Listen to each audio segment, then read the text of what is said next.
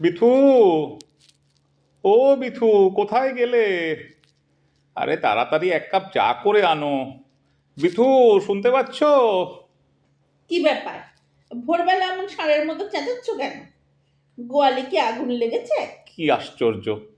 তোমার মধ্যে ভালো ভাবনাগুলো কি অদ্ভুতভাবে বিলুপ্ত হয়ে যাচ্ছে? এই রকম একটা বিশেষ দিনে ষাঁড়, গোয়াল, এসব কি কি হচ্ছে বিথু? এত সুন্দর ফ্ল্যাটটাকে গোয়াল ঘর বানিয়ে ছাড়লে? বেশ করব, বানাবো। যে মানুষটা বেলা 10টার আগে ঘুম থেকে ওঠে না, সে যদি ভোরবেলা উঠে ষাঁড়ের মতো চেঁচাতে থাকে। ওই ওই ওই আবার তুমি ষাঁড়ের সঙ্গে আমার তুলনা করছো? একদম আজে বাজে কথা বলবে না, বলে দিলাম। বছরকার দিনে তুমিই কিন্তু ঝগড়াটা শুরু করলে। বেশ করব। বছরকার দিনে যা সত্যি, যা মুখে আসবে তাই বলবো। সকালে উঠে এমন চেঁচাচ্ছ যেন মন দিয়ে ঠাকুর পুজোটাও করতে পারলাম না গো। আর এই লোকের বাড়ি সকালবেলা দেখো গিয়ে কর্তারা কেমন এক হাতে ফুলের প্যাকেট, হ্যাঁ, এক হাতে দুধের বোতল নিয়ে ঘরে ঢোকে। অকম্মা ঢেকি, এই হাঁটুর ব্যথা নিয়ে তা তো ছুটে এলাম। বলবেই, তা তো বলবেই। সারা জীবন ভোরবেলা বেরিয়ে গাধার মতো খেটে রাত্রে বাড়ি ঢুকছি তোমাদের সুখের মুখ দেখবো বলে। এই শর্মাই ছেলেকে অত টাকা দিয়ে পড়িয়েছে, তাই ও আজ রিসার্চ করছে বিদেশে। আর এখন একটু বেলায় ঘুম থেকে উঠি বলে। এবার এবার যে তুমি ফ্ল্যাটটাকে আস্তাবল বানিয়ে তুললে, তার বেলা আস্তাবল বানালাম? কখন? কেন কেন? ও ওই যে বললে গাধার মতো খেটে। হতস্মি, এতটুকু পড়াশোনা করনি?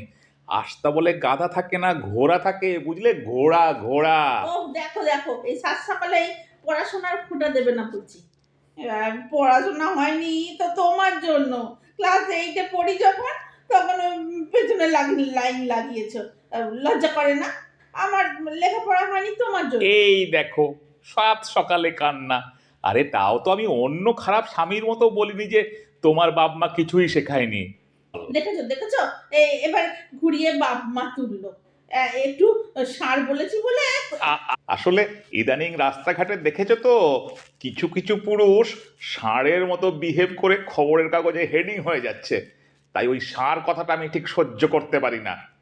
ঠিক আছে, আর কথা বাড়িও না। যা বলার ঝটফট বলে ফেলো তো। রাজ্যের কাজ পড়ে আছে, কাজের দিদি আবার আসবে না। সকালে উঠেছো কেন? কোথায় বেরোবে? হ্যাঁ, বাজারে। তাড়াতাড়ি এক কাপ চা দাও তো, একটু গুছিয়ে বাজার করব। আজকের এই বিশেষ গালা ডেকে সেলিব্রেট করব। গুছিয়ে বাজার করে সেলিব্রেট করবে মানে? কাল শোবার সময় তো ভেবে রেখেছি। ও, সেই জন্যই তাড়াতাড়ি ঘুম থেকে উঠেছো, তাই তো? আরে তুমি জানো না কেন আমার রোজ ঘুম থেকে উঠতে দেরি হয়। পই পই করে বলেছিলাম ছেলেটা এখানেই জয়েন করুক, ঘরের ছেলে ঘরে থাকবে, বিপদে আপদে পাশে থাকবে। তা নয়, বেশি রোজগারের লোভে ছেলেটাকে বিদেশ পাঠালে। ওর চিন্তায় আমার রাতের ঘুম গেল। কেন পাঠালে যে ওকে? বেশ করেছি, পাঠিয়েছি। তুমি জানো না একটু ভালোভাবে থাকতে গেলে কত টাকা লাগে? আরে জানি তো। তোমাদের ভালোভাবে থাকা মানে তো ওই কতকগুলো মল আর হোটেল রেস্তোরাঁ, নিজেদের রক্ত জল করার বাড়তি টাকা সব ওখানে ঢেলে দিচ্ছ ওই কতকগুলো অসুস্থ সুখের জন্যে। ছেলেটাকেও বাইরে পাঠালে, ছি! আমার ছেলে, আমি যা ঠিক করব তাই হবে। তুমি তখন রাজি হয়েছিলে কেন? অশান্তির ভয়ে। চিৎকার করে প্রতিবেশীদের দলে টানো, লজ্জা করে না? জোর করে আমার সম্মতি আদায় করে ওকে বাইরে পাঠালে। ঠিক করেছিলাম, যেমন বলবো তেমনি চলবে। এই হয়েছে তোমাদের এক মুশকিল। বিয়ের আগে মেনি বেড়ালের মতো থাকো, আর বিয়ে হয়ে গেলেই ভাবো স্বামীর পায়ের নখ থেকে মাথার চুল পর্যন্ত সব তোমাদের অধিকার। মেনি বেড়াল হয়ে গেল হুলো বেড়াল। সমগ্র নারী জাতিকে এইভাবে অপমান করছো? সমগ্র নয়, খালি তোমাকে বলেছি। তা আমাকেই বা কেন বলবে? তুমি যে আমাকে ষাঁড় বললে তার বেলা, সেটা বলবে তো? বৎসরকার দিনে কোনো ভালো ভাবনা ভাবতে পারে না। ও, নিজে একবার ভালো ভাবনা ভেবে উল্টে দিচ্ছে, সকালবেলা ঘুম থেকে উঠে জ্বালাতে শুরু করে দিয়েছে। যাকে শোবার সময় কি ভেবেছো চটপট বলে ফেলো। আমার অনেক কাজ আছে। বাবা, ওরে বাবা, হাঁটুটা মনে গেল। মেনু, মেনু ভেবেছি। বিশেষ দিনের বিশেষ দাবি। কি মেনু শুনি? একেবারে দাবি দাওয়া নিয়ে কি আমার সর্বহারা এলেন? আমার হাঁটুর ব্যথাটা যে বেড়েছে সে খেয়াল আছে? তার কি ব্যবস্থা করলে? চেন্নাইতে যোগাযোগ করেছো? এখানে কি একটা ডাক্তার দেখালে ব্যাস, দায়িত্ব শেষ। আরে এই জন্যই তো বলেছিলাম ছেলেকে কাছে রাখো, নেটে ফেটে এইসব ওর নখদর্পণে। কেন কেন? তুমি কি করতে আছো? খাচ্ছ দাচ্ছ আর বোনের মোস্তা নিয়ে বেড়াচ্ছ? নিজের বউয়ের দিকে খেয়াল আছে? ঘর জ্বালানে পর ভোলানে, কবে ছেলে আসবে ততদিনে আমার চিকিৎসা হবে না? তো ও যদি এখানে সেটেল করে যায় তখন? 5 বছর ধরে বলছি ওর কাছে একবার নিয়ে চলো, ওখানেই আমার ট্রিটমেন্টটা করাবো। তা নয়, পয়সা বাঁচানোর জন্য উনি চেন্নাই দেখাচ্ছেন। আর ওদিকে কার বইয়ের ক্যান্সার হলো, কার বাবার হার্টের প্রবলেম, উনি টাকা থলি নিয়ে ছুটছেন। লজ্জা করলো না বলতে? ওই বাবাদের মধ্যে যে একজন তোমার বাবাও ছিলেন, আর ক্যান্সার পেশেন্টদের মধ্যে তোমার মাও আছেন। জাগে জাগে, আজ আজ কি এমন হলো যে অত শত মেনু ভেবে ফেলেছো? তা আগেও তো এইসব দিন এসেছিল, কই তখন তো কিছু বলনি। বলিনি, আজ বলছি। ভালো মন্দ খেতে এরকম দিনে আমারও তো ইচ্ছে করে নাকি? হোটেলে খাবার অভ্যেস তো এই জীবনে হলো না, তোমার হোটেলেই খেতে হয়, তোমার রান্না ছাড়া আর কিছুই ভালো লাগে না। রান্নায় তুমি একবারে চ্যাম্পিয়ন বিথু। এই এইবার পথে এসো বাবা জীবন, অনেক তো তরপাচ্ছিলে তাই না? সব পুরুষের একরা, বিশেষ সময় একদম ধপ্পাস। যাকে কি রান্না করতে হবে বলে ফেলো। আবার বলছি, কাজের লোক আজ আসবে না, যা বলবে ছোট করে বলবে। ছেলেটা এখানে নেই, ওইসব কথা মনেই রাখে না, নলে একবারে শকশক করছে। মুখে রুজবে তো ভালো মন্দ? খুব রুজবে। আমারও তো ছেলে ছেলে বাতিক নেই, সব একটা করে তো, তাই তোমরা ভাবো তোমার ছেলের মতো আর দ্বিতীয় কেউ হয় না। ঝটপট বলো, কাজ আছে। সকালে ব্রেকফাস্ট, ফুলকো লুচি, ছোলার ডাল আর রাজভোগ। বাবা শক্ত। কি আশ্চর্য, এমন কি বললাম?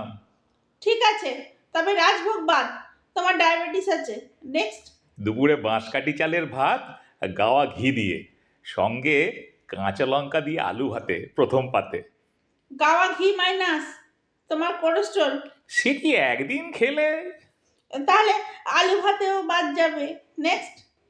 মাছের মাথা দিয়ে মুগ ডাল, সঙ্গে বেগুনি।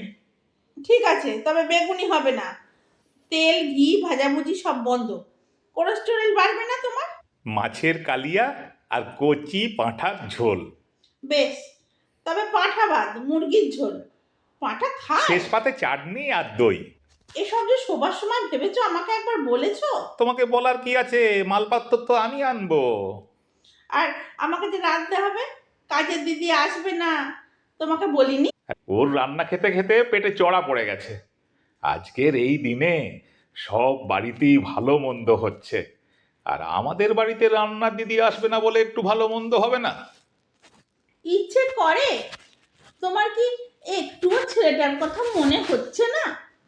আজকের দিনটাই বড় হলো, আর ওদিকে ও যে বিদেশ বিভুঁইয়ে হাত পুড়িয়ে খাচ্ছে কি খাচ্ছে না, তোমার লজ্জা করে না?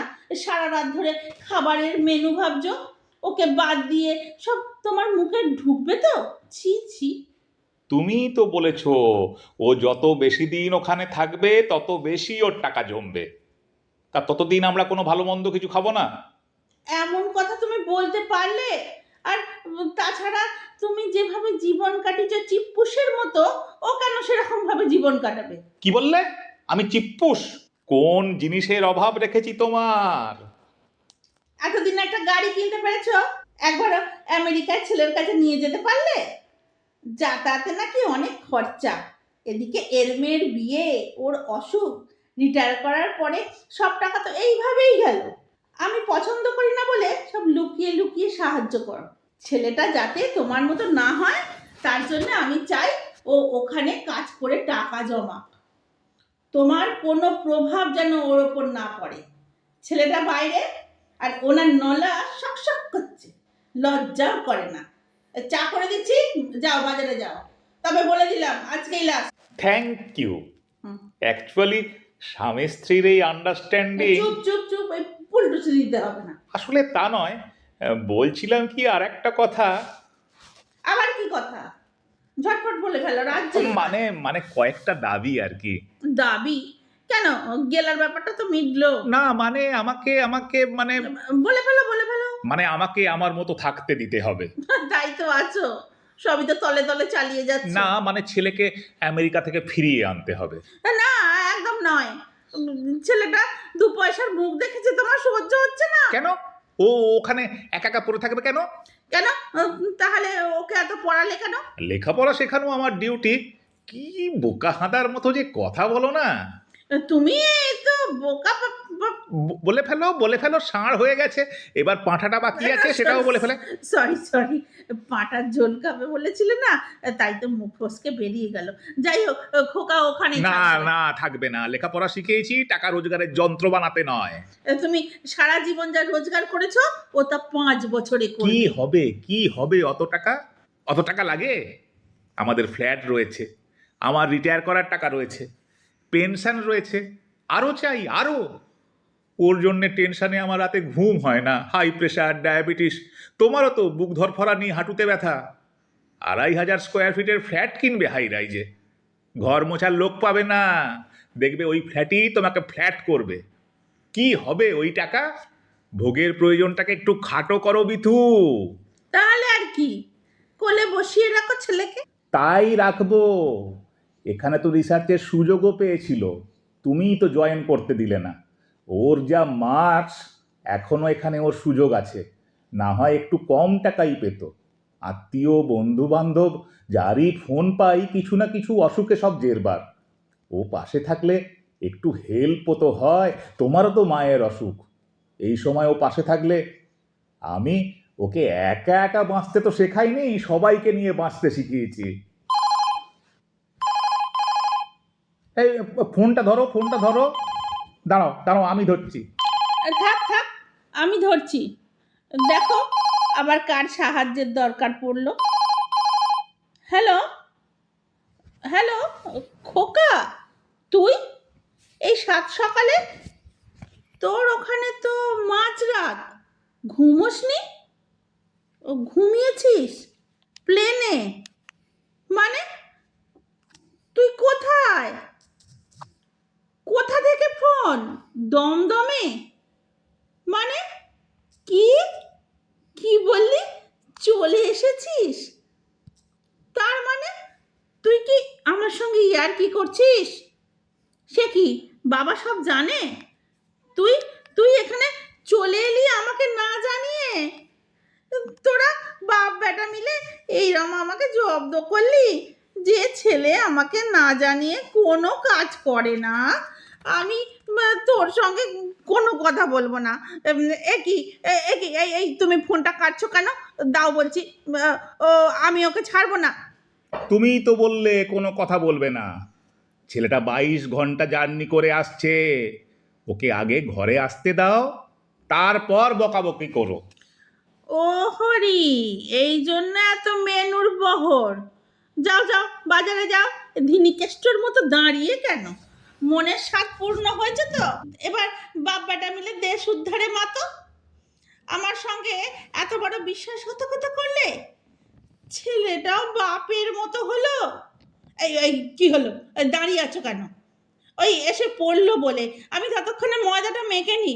এই একটু বেগুন এনো তো, ভাজবো। এইবার পথে এসো, বলে কিনা বেগুন এনো। দেখো এরা মুখ ভেঙচে কথা বলবে না।